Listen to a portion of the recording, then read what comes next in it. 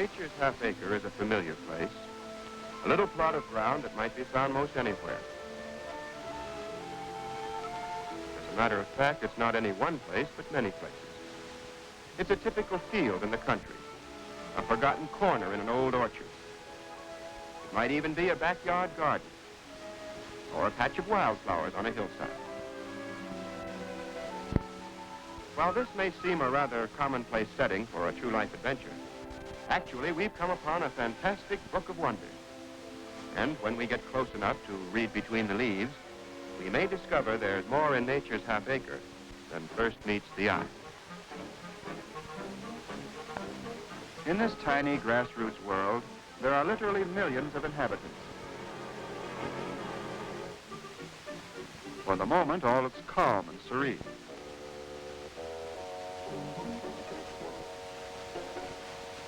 And yet, there is violence here, sudden death.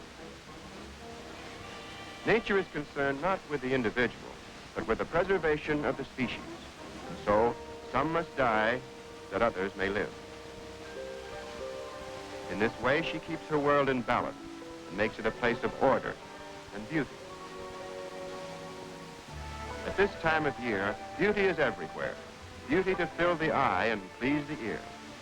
For now, all the sounds of the outdoors lift and blend to become a symphony of spring.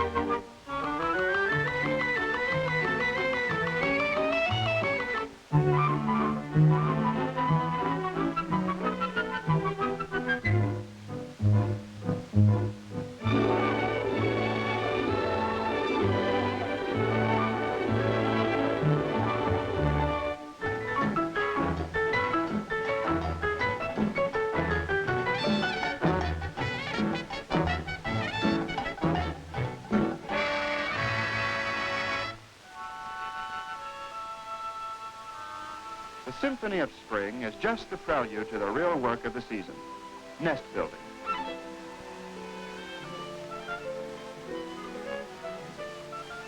Mrs. Robin, one of the first to begin, builds a plain, homey nest, but what it lacks in appearance, it more than makes up for in size. The hummingbird balances her tiny apartment upon a single twig, and for the artistic touch, adds a soft lining of down.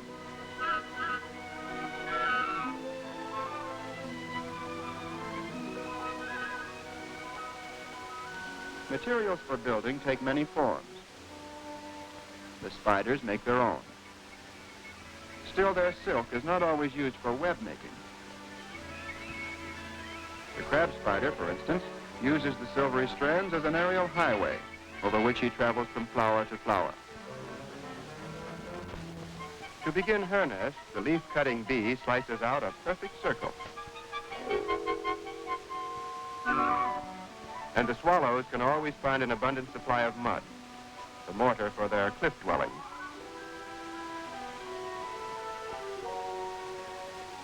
But if the birds build a strange assortment of nests, some creatures have no nests at all. The sawfly, for instance, bores a deep hole in a tree, and there she deposits her eggs.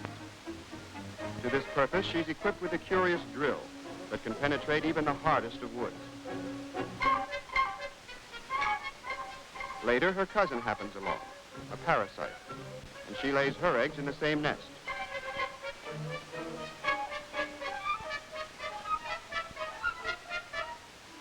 Her young will feed upon the eggs of the sawfly. The moth prefers the easy way and merely glues hers to a twig.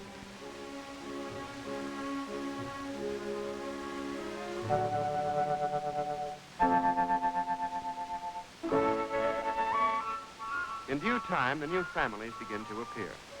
The caterpillars are born hungry and begin life by dining on their own eggshells. There are caterpillars of every kind and color, but they all have one thing in common, an insatiable appetite. When this destructive force is turned loose in nature's half-acre, nature's balance is threatened. For if left unchecked, the caterpillars would soon reduce this leafy paradise to a place of desolation.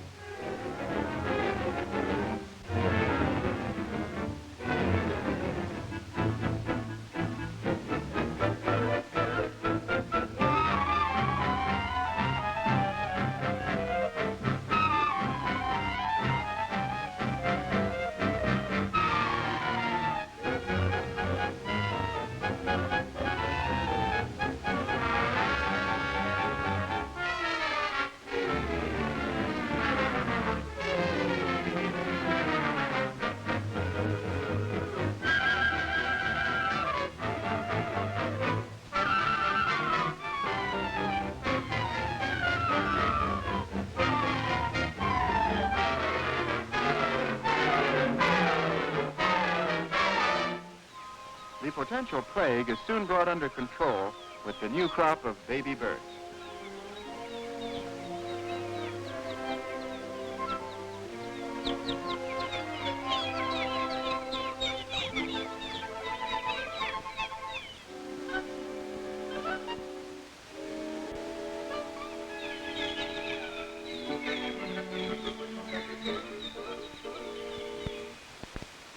A baby bird is all beak and appetite, a bottomless pit, which mother and father together find it quite impossible to fill. The grosbeaks patiently tenderize a caterpillar before giving it to their young.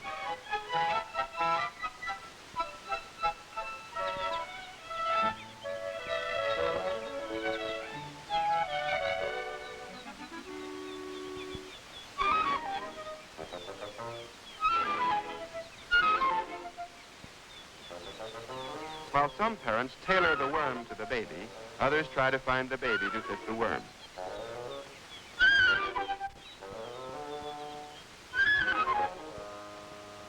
And sometimes it's catch as catch can, with winner take all. The youngsters aren't all raised on the same diet, however. Some families specialize in dragonflies.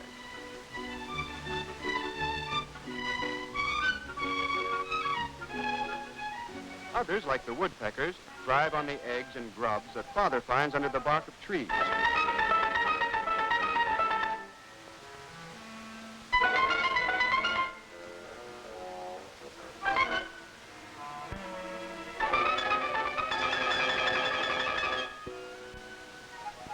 The mother hummingbird feeds her babies a sort of infant formula, a mixture containing nectar and pollen, which she literally pumps into them.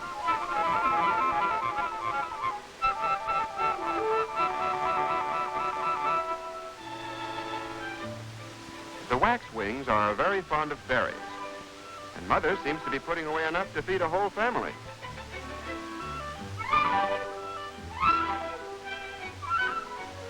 And that's exactly what she does.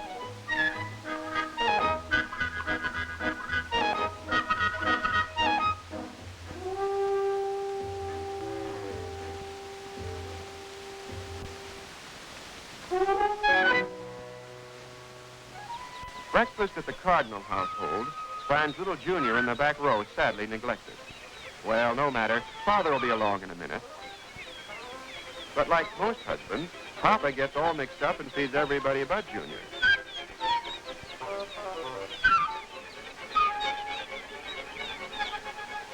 Junior squawks his head off, but to no avail.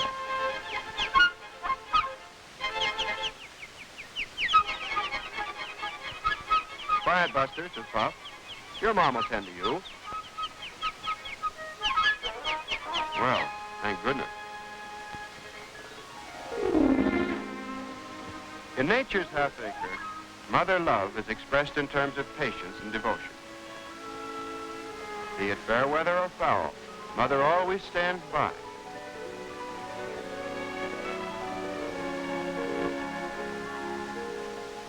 All but the cowbird. This heartless creature lays her eggs in another bird's nest and then flies away, never to return. Her egg, large and speckled, looks quite different from the others. In fact, it wouldn't fool anyone, except the foster mother. She raises the fledgling as her own and never seems to notice that he's much bigger and hungrier than his stepbrothers.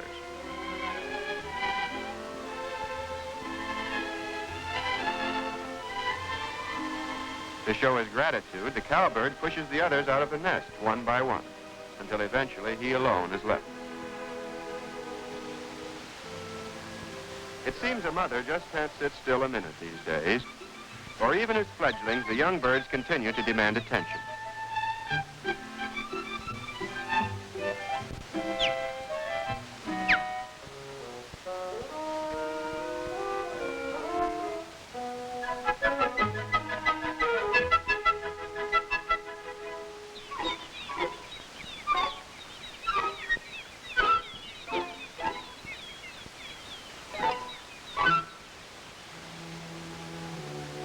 Of course, like all youngsters, they eventually arrive at a trying stage.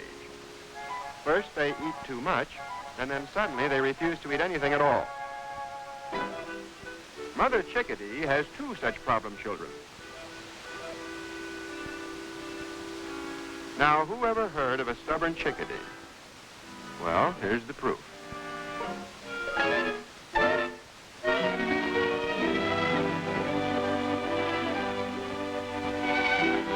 When summer comes to nature's half-acre, the hectic activity begun in spring never diminishes.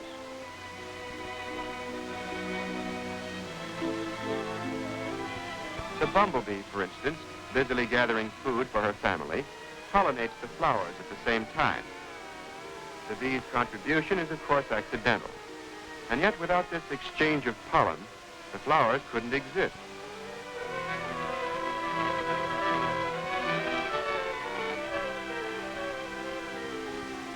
Bumblebees nest in curious places. In this case, they've chosen the abandoned nest of a field mouse. The newborn have an extremely short childhood. In fact, within 48 hours, this new arrival will be working as hard as the others. Yet when it comes to keeping busy, the bumblebee is hardly in the same class with her smaller cousin, the honeybee. A honeybee is a versatile worker and can perform a dozen tasks equally well.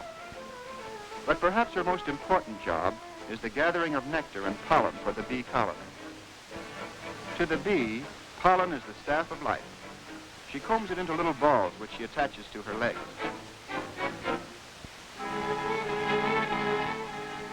Whenever a bee discovers a new supply of pollen, she hurries home to tell the others.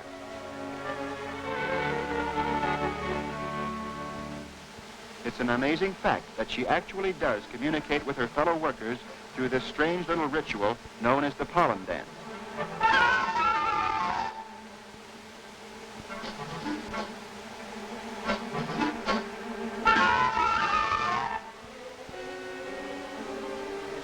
She also makes known the exact location of the pollen crop. At once, the workers make a beeline for the fields to reap the golden harvest.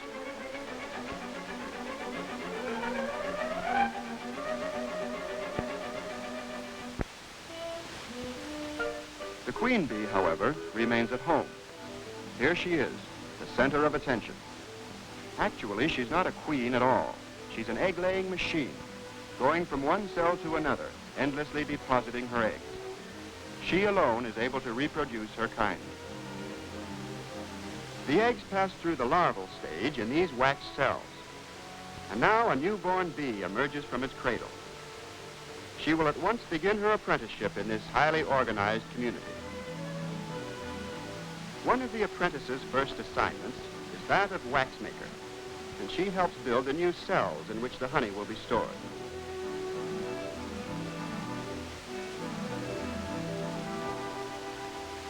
And next, she helps make the honey. The apprentice bee receives the nectar brought in by the field bees, and then combines it with a natural chemical inside her body, converting it to honey. This she pipes through her hollow tongue into the storage cells.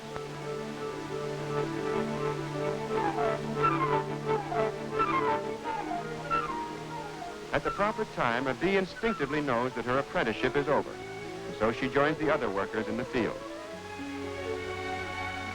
The life of the honeybee is very brief. In a few short weeks, she literally flies her wings to tatters. Soon she will die from overwork, or else fall prey to her enemies.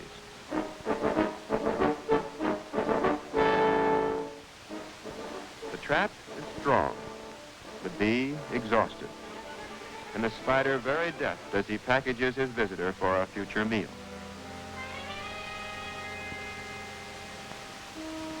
In nature's half-acre, there's only one law, the law of survival.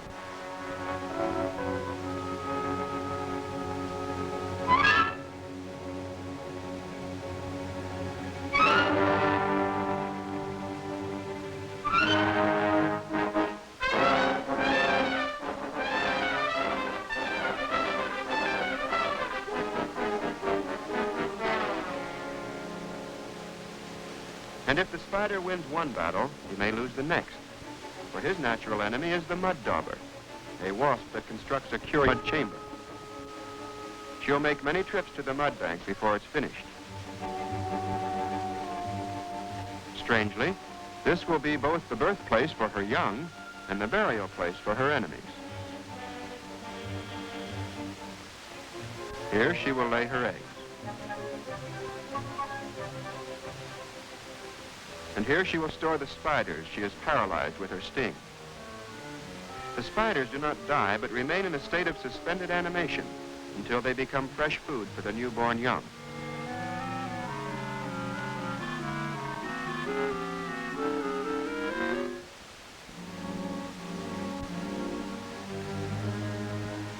Sealing the chamber is the final act in the mud dauber's curious ritual.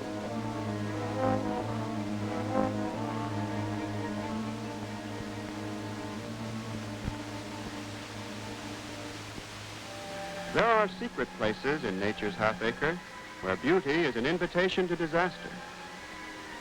Here may be found strange carnivorous plant forms that prey upon insects and draw sustenance from them. The tentacles of the sundew are tipped with nectar, an irresistible lure to the unwary.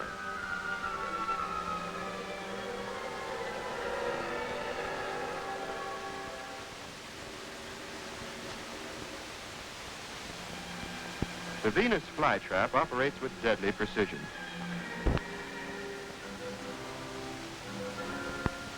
There's simply no escape for the fly that touches the delicate hair trigger.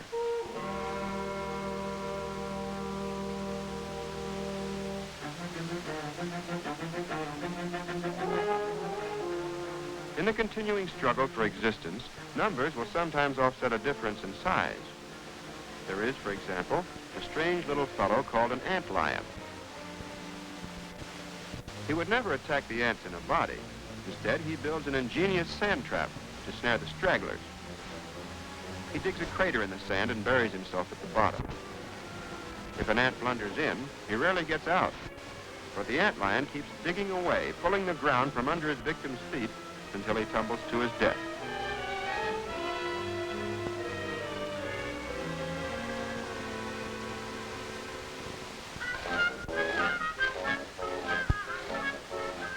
Now, here's a friendly nightmare. Of all the insect exterminators, there's none to equal the praying mantis. He'll eat anything.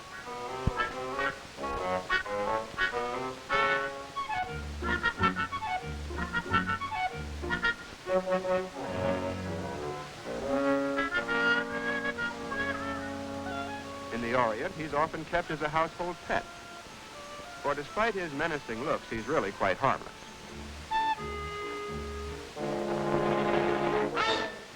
To humans, that is.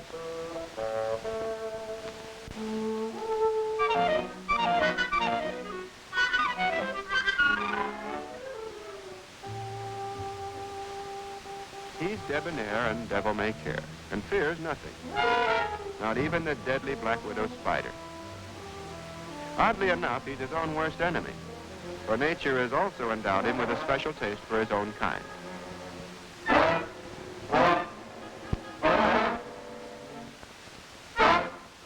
Our old friend the toad is really something of a magician, for he proves that the tongue is quicker than the eye. Now you see it, now you don't. The chameleon, however, goes the toad one better. His tongue has twice the muzzle velocity and 3 times the range. He does all of his sniping from a distance, and yet his record for consecutive bullseyes is well nigh perfect. More than that, he can change colors to match his surroundings. And stranger still, his eyes work quite independently of each other, so that he can look in 2 directions at once, or in 1 direction twice.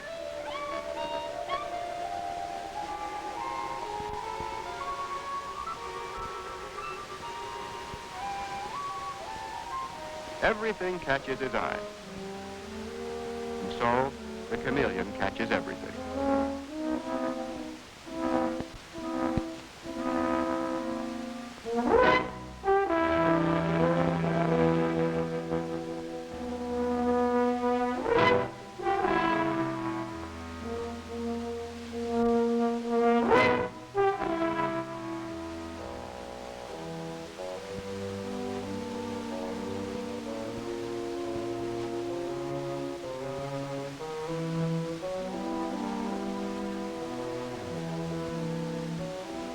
Despite this regrettable habit of everybody eating everybody else, a few of each species always manage to survive.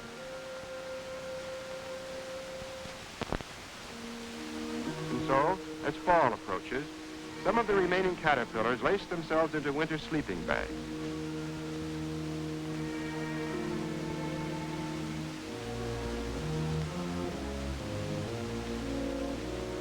Others spin themselves a bower of silvery silk for their long winter sleep.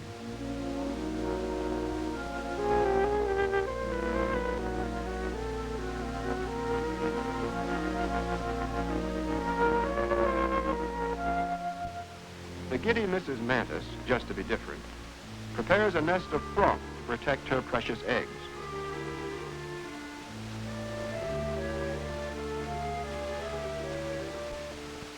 But she's not as silly as she seems, for the fragile substance will soon harden to the toughness of a walnut.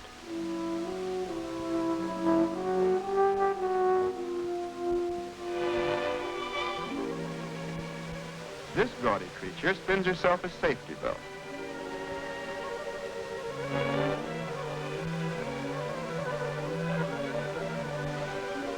And, firmly attached to a twig, she proceeds to solve a problem that has plagued all females ever since the corset was invented.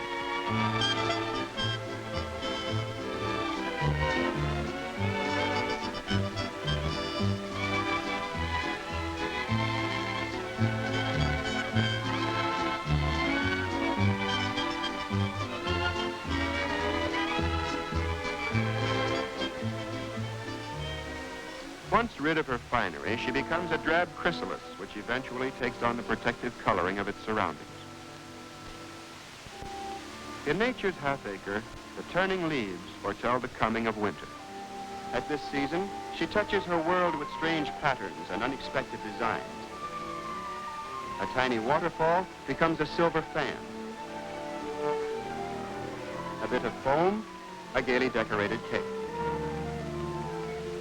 And even the poorest bush, a fantasy in crystal.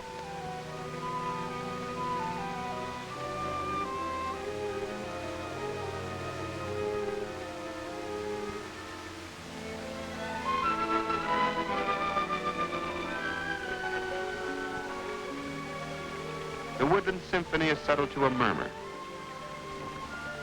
Even the running stream will soon be stilled. With the first snowfall, the long silence closes in. And now the tide of life sinks to its lowest ebb.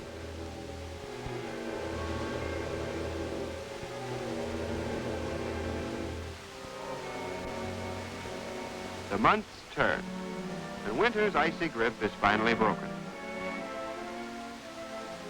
The trees stand bare and lifeless against the sky. And yet, this is the time when nature stages her most impressive spectacle, the reawakening of life.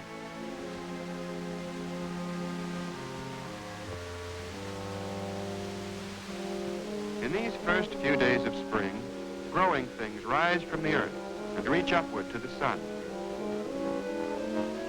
While beneath the ground, dormant seeds stretch out their roots for sustenance.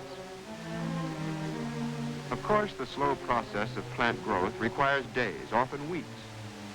But the modern camera telescopes time and permits us to observe miracles the human eye alone could never see. In nature's book of wonders, this is the chapter of Genesis.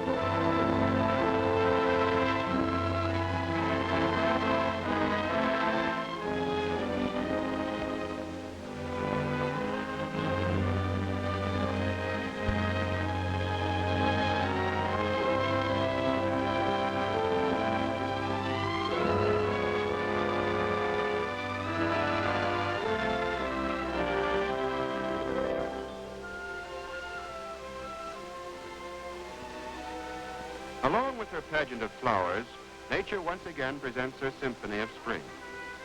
And to this accompaniment, the blossoms pose and pirouette like tiny ballerinas.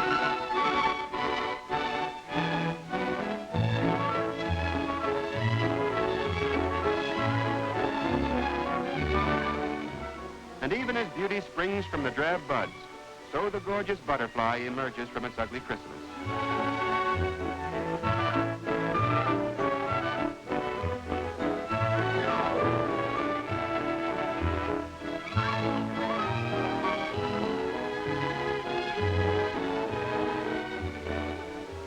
Life-giving fluids are pumped into crumpled wings.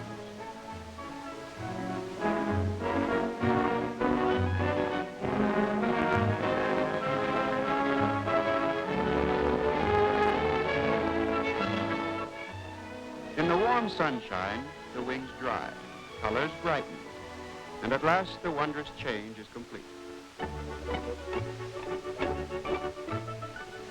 Again, an ending is but a beginning.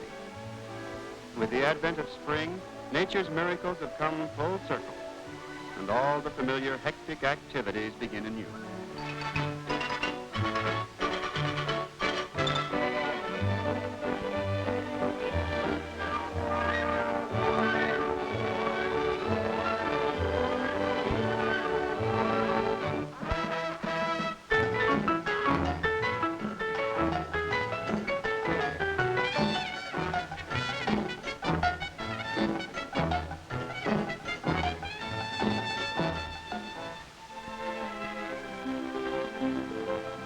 Nature has fulfilled her promise. Each of her species has survived.